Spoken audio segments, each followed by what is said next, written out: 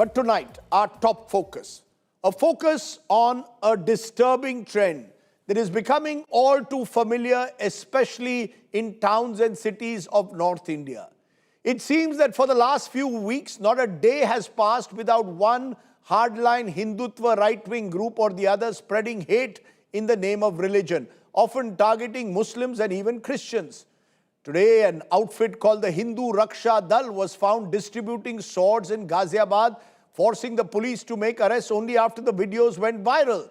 Just a couple of days ago, over the weekend, Bajrang Dal workers attacked a birthday party in Bareilly and singled out the Muslim youth who were attending the party. The Bajrang Dal claimed this was Love Jihad. Only last week, we saw the Bajrang Dal once again resorting to violence, targeting Christmas celebrations in many parts of the country. Tonight, I want to ask the question, has the time come now for tough action on Bajrang Dal? Should the group be banned or at least exemplary punishment be given so that a firm message is sent out? That's the question we're going to raise tonight. But before that, take a look at this report on a birthday party in Bareilly that was targeted by the Bajrang Dal in an absolutely despicable display of violent behavior. Take a look.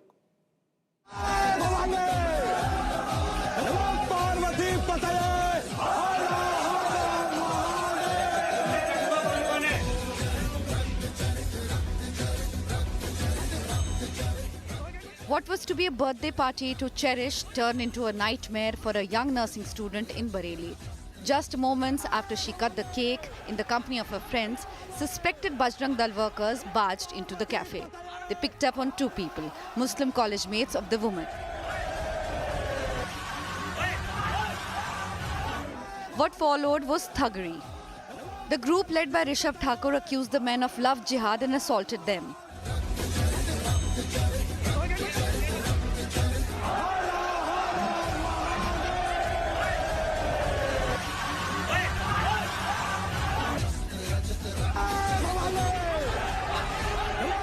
All the while, they took videos which they later posted on social media.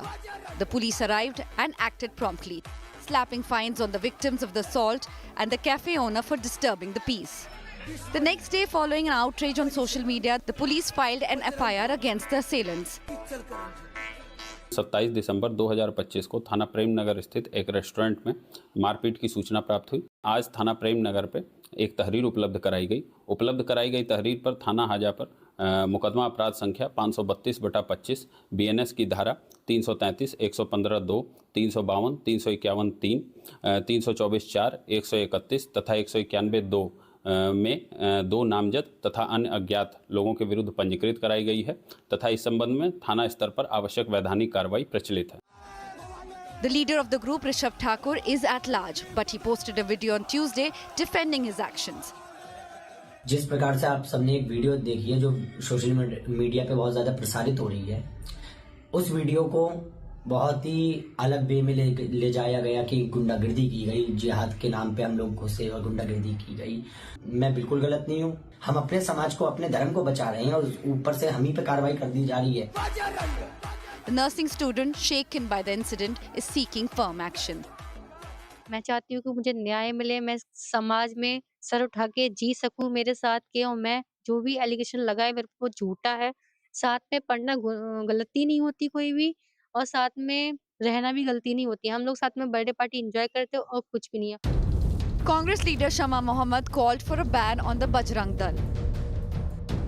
देखिए, RSS से सीखने की कोई बात तो है ही नहीं, किसी ने कहा भी नहीं। और ये विध्वंसक और झगड़ा लगाने वाला और हिंदू मुस्लिम करने वाला, झूठ फैलाने वाला संगठन है। गाजा के लिए ये रोते हैं और बांग्लादेश में हिंदुओं को उत्पीड़न होता है उसमें चुप रहते हैं। ऐसे लोगों के, वैसे तो मैं समझता हूं कि इनके किसी प्रश्न का उत्तर समाज स्वयं दे देता है, लेकिन बजरंग दल की ऐसी अभी तक देश में कोई कृति नहीं रही है जिसको लेकर के ये कहा जाए कि उस पर बजरंग दल पर बैन लगा देना चाहिए। The hate attack has triggered outrage across the country. The question remains, why are Bajrang Dal and its affiliates getting a free run? Krishan Gopal Raj in Bareilly, Bureau Report, India Today. So let's raise that big question. Are the Bajrang Dal and its affiliates getting a free run at the moment? Are the law enforcement agencies still much too soft on groups like the Bajrang Dal? Is stronger action needed to check hate? Is banning the Bajrang Dal a solution? That's an additional question that I'm going to pose tonight. Joining me now, Dushyant Dave, Senior Advocate of the Supreme Court, Yashovardhan Azad, former IPS officer, Rahul Ishwar is author and a Hindu activist. I appreciate all of you joining me. Dushyant Dave, purely first in legal terms, do you believe that a ban on Bajrang Dal is legally tenable, that you can ban an outfit based on what we've seen, particularly in the last few days, but also over the history of the Bajrang Dal, because attempts have been made to ban them in the past, they've never worked? See, first and foremost, Rajdeep, it is very difficult to pinpoint only on the Bajrang Dal. There are today across the country all kinds of outfits who have decided to take law into their own hands. And they are fringe elements. They just spring up from some nowhere, and they go, as you have shown on your show just now. They go and disrupt all kinds of functions, all kinds of programs, everything at their will. For example, cow vigilantes. This attacks on so-called Love Jihad. People have taken upon themselves now stopping a Muslim boy being with a Hindu girl and attacking the family. There are across the country, I would say hundreds and hundreds of such groups which have sprung up like mushrooms. And it is impossible, therefore, to really control them unless the country or nation decides that enough is enough. We cannot permit this nonsense to go on any longer.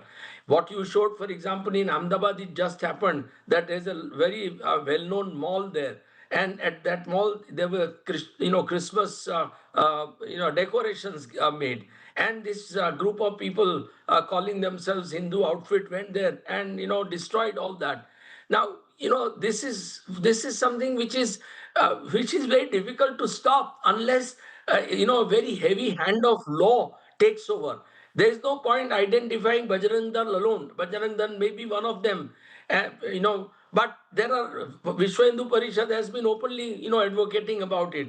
As the leader. So you're saying a ban is not feasible? I'm sorry, you're saying a ban is not feasible because there are hundreds of outfits and they will metamorphose in different forms. Am I correct? Banning them is not an option. Use the existing legal provisions. I feel that ban won't really be sustained in a court of law. Because it would be very difficult, to prohibition, to ban. You require an extraordinary material, and these isolated instances really will not call for. They are not a terrorist organization on which you can impose a ban. They are an organization which indulges in unlawful activities, and ordinary law should take care of that. So I don't think ban will really work. And what really needs is a message from the top. The Prime Minister, the Home Minister, and the Chief Ministers of the state should, ensure that a message goes from them. Unless they give the message, it is very difficult for us to really control these people. Now, the division and the divide in society is so complete, and this, aggressive form of Hinduism which has now, come up, that phase is very difficult to control. I mean, you see it even in our drawing rooms, people talking about things which were unheard of 20 years ago.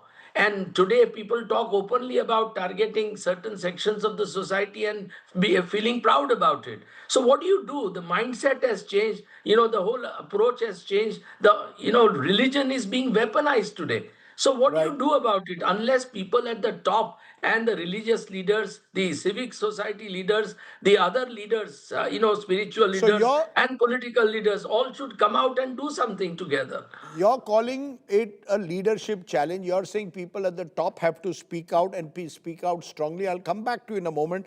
I just want to bring you Yash Azad, because the Supreme Court in a case, Tehseen Poonawalla versus Union of India 2018, said it is the state's responsibility to prevent mob violence, protect targeted communities, arrest perpetrators, and discipline officers. Now, in the case of Bareilly, the police say we've arrested the people involved.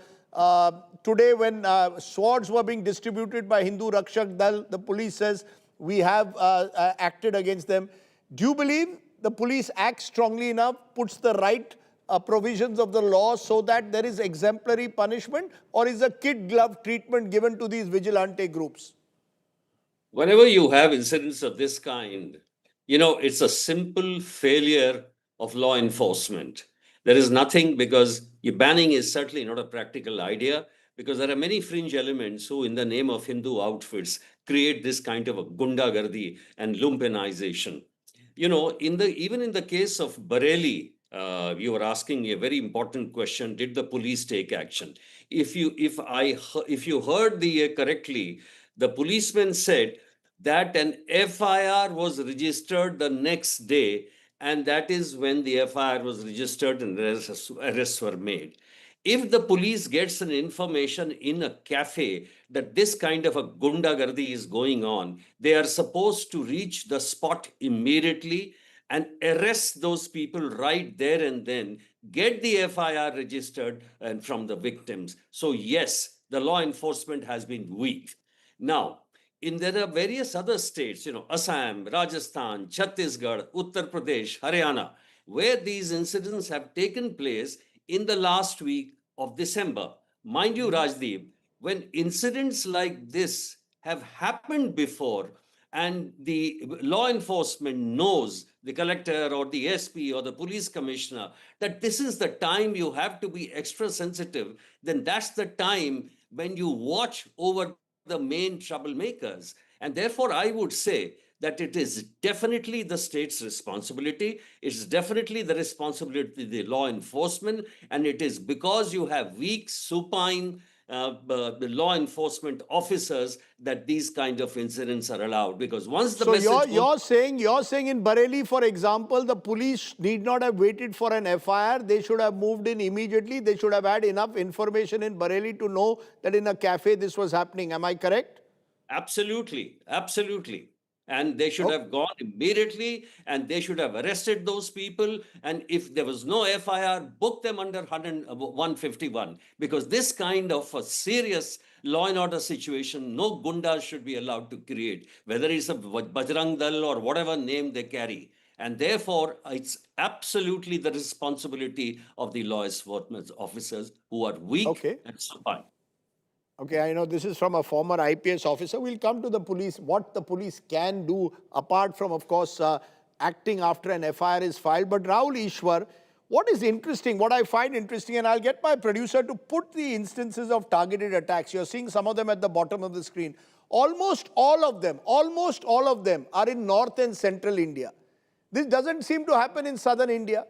It's largely Odisha or BJP-ruled states. This is not happening in the south, which leads many to believe that the Bajrang Dal believes it has got the impunity now because political Hindutva has grown in north and central India. So they believe that we have political patronage here. How do you respond? The south does not see the kind of incidents involving the Bajrang Dal that we see in the north and central part of this country. That's it, sir. Two submissions. As you know, I am a Hindu right-wing activist fighting for Hindu temple causes for the past 20 years. As a practicing proud Hindu, I would like to start by apologizing to our Christian and Muslim brothers for, they have felt bad, they have wounded, and there is a sense of insecurity that many people have. I empathize, I accept, and I respect that. Second, there is a deeper issue at work. Unless we address that, mere banning or anything won't suffice. The reason is Hindu community, because of so many things, including WhatsApp universities, have been injected with an idea that our population is declining in a very fast rate, our girls are being stolen. We all know that these are not facts, but unfortunately, such propaganda has taken root, mainly because of so many socio-cultural issues. Even in Kerala, one instance happened where one right-wing or ultra-right-wing related person was arrested for attacking Christmas carol. Now, what is the solution? The solution is Gandhiji and Vivekananda. See, it is beyond a political problem. It is a spiritual problem. For example, one of the best Christmas celebration in India happens on December 24th, Vivekananda's Belur Mud, where Hindu saints in saffron do Arati of Jesus Christ and Mother Mary. Unless we point this out and teach, we will never be able to solve problems. Our father of the nation, nation, Well, Mahatma so Gandhi it's has... politicization of religion. Mr. Rahul Ishwar, let's cut the chase. You mentioned the spiritual traditions and the great spiritual traditions of India, but now religion has been consumerized and politicized. That's the problem. Can And I no offer one a wants to one-line call out. counter? The Bajrang Dal would not dare to do that if there was a strong political leadership committed to the spiritual traditions of Hinduism, not this militancy. Can I offer a one-line counter? The Yes. solution to politicization of religion is spiritualization of politics. The solution to politicization of religion is the spiritualization of politics. Rajdeep sir will know, in Sabarimala for the past 1,000 years, we religiously and ritualistically go to a mosque and a church before going to Sabarimala Hindu temple. There are And no votes even in that. There are no votes in that. The votes are in this. The votes are in showing your aggression, your muscle flexing. And that's the reason why we need, and we lost the father of the nation because of this hardline Islamophobia. Godse killed Mahatma Gandhi because Godse believed Mahatma Gandhi was leaning too much towards our Muslim brothers.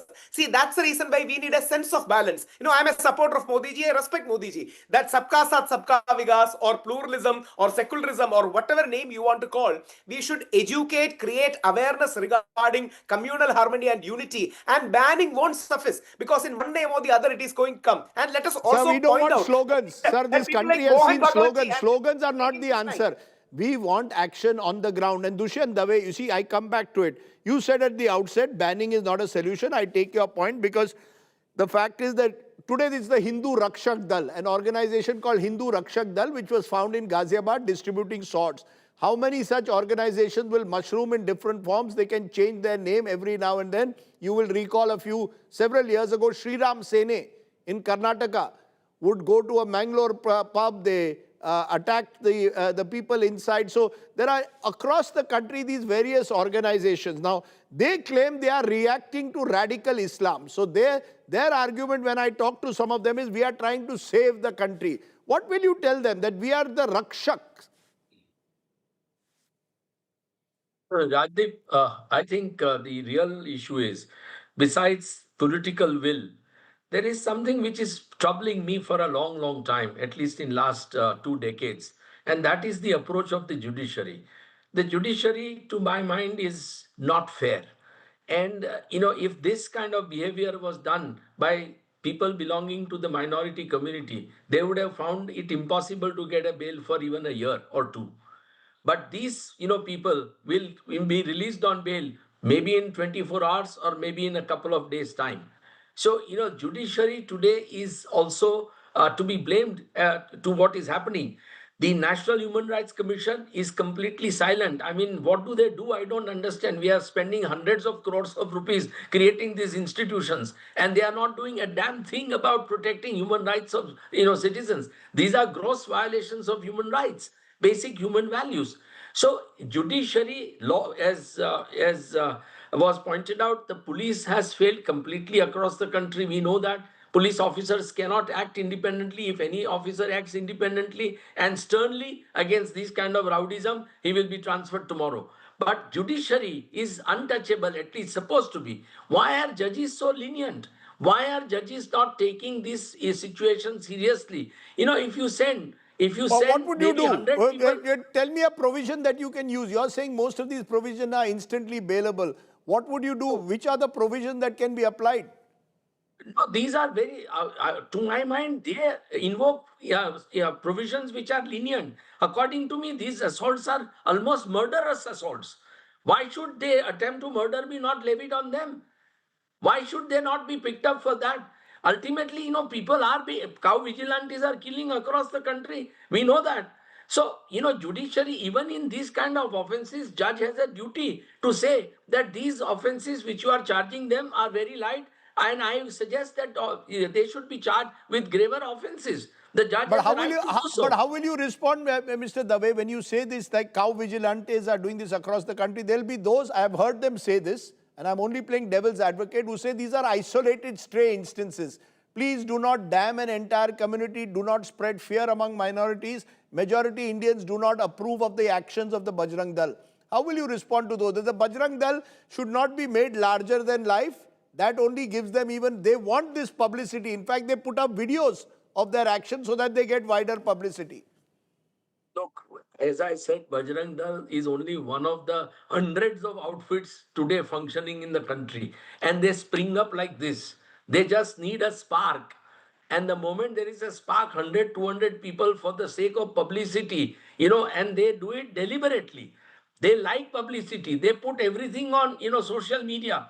These kind of attacks are put on social media deliberately, which itself is a very serious, issue to be dealt with by law enforcing agencies and the judiciary. So, according to me, unless everybody works together, the executive, the police, the judiciary, and of course the other society leaders, religious leaders, we can't stop. For example, RSS. Today, Mr. Bhagwat again and again talks about, that we should be one nation, we should be united. Why does Mr. Bhagwat not condemn these incidents? Why does Mr. Modi not condemn? Mr. Modi is, very open to tweeting on birthdays of the Bollywood stars. But he doesn't want to tweet on these kind of incidents and condemn them publicly. He goes to a church, to attend the mass and praises the Christian community and Christianity's message, but then doesn't say a word about these attacks against the Christians or against Christmas celebrations. What's wrong Okay. about all these? The fact also, of course, is you're saying that there needs to be stronger messages from those at the very top. Silence is not an answer, nor are slogans. But Yashovardhan Azad, at the end of the day, this has to be solved on the ground. In a country of 1.4 billion people, you expect law and order enforcement is the police's primary duty. Yes, political leadership has to show the will, has to send out strong messages, but the police itself, is the police weak-kneed, or is it getting messaging from the top? Why is the police? Because there are professional police officers, and surely there are those who say enough is enough, even within the police, who will want to take tough action. First of all, Rajdeep, I differ completely with those who say that the messaging or the chief ministers. No chief minister wants that this kind of a gundagardi should happen in a cafe or anywhere. Another thing I'll tell you, if the SP takes action, and I'm telling you from my own experience, if it's a tough SP and takes action, he's not transferred every time. In fact, suppose he takes action against a tough action. In fact, 80% of the times, nothing will happen to him. There are odd few cases where this thing happens. So it is a weak enforcement of law. And the second thing is that, whenever we are talking about the judges, you're absolutely right. When you take up a case, it is the judges who set the people on bail. So judges, I agree with Mr. Dave that they should also not be excused. So these are, the question is that this is... No, you say weak law enforcement. No. Why is there weak law enforcement? When you say weak, is that systemic? Is it about up to individuals? Or is it that, there is a fear that if you act against some of these vigilante groups, do they fear retribution? What is it that they fear? Nothing. I don't know what they fear. That's exactly the point which I'm telling you. But if the selection and the posting of Thanedars and the SPs are done on different considerations than merit, then this is what happens. If you have a supine leadership, whether at the level of a chief secretary or a DGP or a SP or a collector, this is exactly what you face. And why they are posted like that is also very well known because of political considerations. What I'm saying is, if the SP takes a straight and square action, the chief minister or the home minister doesn't tell him कि भाई इसको बंद मत करो, इसको मत ये करो. So you're saying it is for the officers on the ground to send out the firm message above all else. Rahul Ishwar, I come back to it. You are speaking about the spiritual traditions of Hinduism. Isn't all of this bringing disgrace to Hinduism? I mean, the Bajrang Dal surely needs to be called out by those who claim to be spiritual Hindus. They also stay silent. They need to say that this militancy has no place in Hindutva. Why don't they say it? What are they scared of? Rajdeep sir, we should remember how Mahatma Gandhi engaged with RSS. He went to the Varda camp again in 1947. He positively appreciated the Sangh for the positive Hindu things that they have done. That point of time, untouchability was an issue. And Gandhiji was honest in saying that we should have Hindu-Muslim unity. We need such honesty. I would use pluralism instead of secularism, for differentiating it. We should not toe a Nehruvian secularist line. We should have active social awareness. Why don't Hindu spiritual leaders call out the violence? Why don't all these leaders, why don't they call out the violence? The Shankaracharyas, the various people who are seen as the symbols, ambassadors of Hinduism, why don't they call out the violence? What are they scared of? People like Sri Ravishankarji or Sadhguru have time and again, or Mata Amritanandamayi Devi has time and again spoken the importance of harmony. See, hate is a social phenomenon. In order to defeat hate, we need more harmony. We need more inclusion. We need to convince our ultra-right. I haven't heard any of these gurus calling out the Bajrang Dal. I haven't heard them. Sorry, I haven't heard them. You must have heard them. I haven't heard them calling out them by name. They have to be named and shamed. I mean, rather, we should cleanse them and get them back from hate. That was the Gandhian method, where he engaged with them and point out that Hindu-Muslim unity is needed and hatred is not there. See, this is a social issue and we have to address it socially. A community issue and we have to address it community. I agree with you. More and more Hindu leaders should come out and say hate is not the way. We need more inclusion and social awareness is the way ahead, not the strong law of the hand. Of course, they should work. Like I'll leave it there. I'll leave it there. I've heard various points of view. I appreciate my guest joining us. It's time for my take. For all the muscle flexing it does, the Bajrang Dal is in reality a bunch of cowards. Cowards, C-O-W-A-R-D-S, who often target the weak and helpless. The Bajrang Dal isn't going to join the country's fight against cross-border terrorism. That the army will do. But what will the Bajrang Dal do? Terrorize common, ordinary people who hold contrarian religious beliefs. That's their only crime. This is plain and simple gundagardi that brings disgrace to the great traditions of an inclusive, plural Hinduism. One of the objectives of the Bajrang Dal when it was formed through the Vishwa Hindu Parishad in 1984 was to protect Hindus from anti-social elements. Now, we need protection from the Bajrang Dal. As part of a wider parivar, Sangh Parivar, the Bajrang Dal and other Hindutva affiliates have been emboldened by the growing acceptance and normalization of political Hindutva. Truth is, the activities of the Bajrang Dal are starkly unconstitutional. Banning the organization won't work since it will resurface in another avatar. What is needed is strict, even implementation of the law and a political will. Someone needs to remind the political leadership that appeasing the Bajrang Dal is going to boomerang on them one day. Any slogan like Sabka Saath will sound hollow as long as the goon squads get away with impunity each time. Think about it.